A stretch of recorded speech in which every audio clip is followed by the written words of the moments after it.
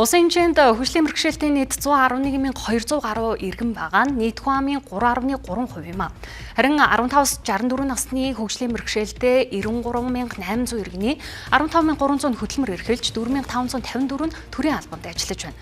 Тэгвэл 2025 оны хөгжлийн бэрхшээлтэй иргэдийн хөдөлмөр эрхлэлтийг дэмжих жил болгон зарласан.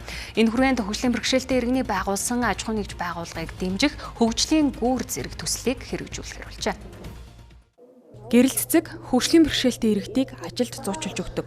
Өөрөөр хэлбэл нийгэмд тэгшэрх, тэгш боломжийг эдэлж чадахгүй байгаа хүмүүст тусалдаг төрийн бас байгууллагын төслийн менежер. Бага байж болно. Гэхдээ нэг 50 ч юм уу 60-аад хүнийг бол энэ хугацаанд зуучилж байсан.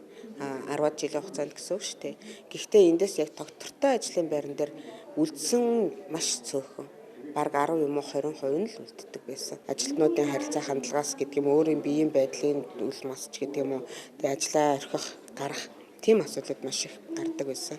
Сүүлийн жилүүдэд хөгжлийн бэрхшээлтэй иргэдийн хувьд бизнес эрхэлж баялаг бүтээх чиглэлд түлхүү анхаарах болжээ.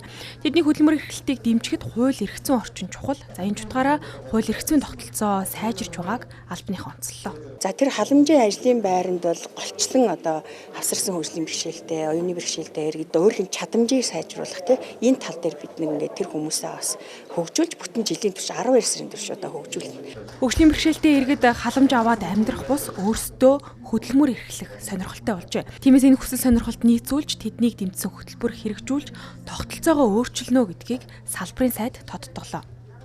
Нэг талаас одоо хөгжлийн бэрхшээлтэй иргэдийн хөдөлмөр эрхлэх төр санаачлахын дэмжээ, нөгөө талаас энэ ажил олгогч нар хөгжлийн бэрхшээлтэй иргэдийг авч ажилуулах энэ санаачлалыг бид нар дэмжиж гисэн. Хоёр талаас нь одоо ингэж энэ хөшүүргийг хийл гэж бодоод байгаа байхгүй. Цаашлаад хөгжлийн бэрхшээлтэй иргэдийн мэдээллийн нэгдсэн сантай болж ур чадвар эрэлт хэрэгцээнд нийцсэн ажлын байрт хамруулахаар зорж байгаа мэнэ. Ялгаатай байдлыг хүлээн зөвшөөрч хүн бүхэнтэй адил тэгш ханддаг нийгмийг бүтээхийн тулд хөгжлийн гүүр төслийг хэрэгжүүлэх юм а.